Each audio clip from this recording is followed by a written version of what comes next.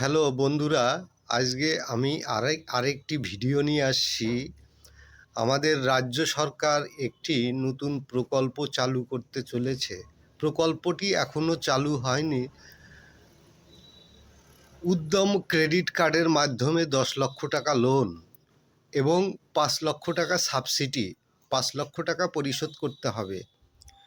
ভিডিওটা সম্পূর্ণ দেখুন, তাহলে বুঝতে পারবেন এই লোনের সুবিধা পেতে গেলে কি করতে হবে। আপনাকে প্রথমত একটি ট্রেড লাইসেন্স করতে হবে, সেটা 6 মাসের পুরনো হতে হবে। 6 মাস পরে আপনি অ্যাপ্লিকেশন করতে পারবেন।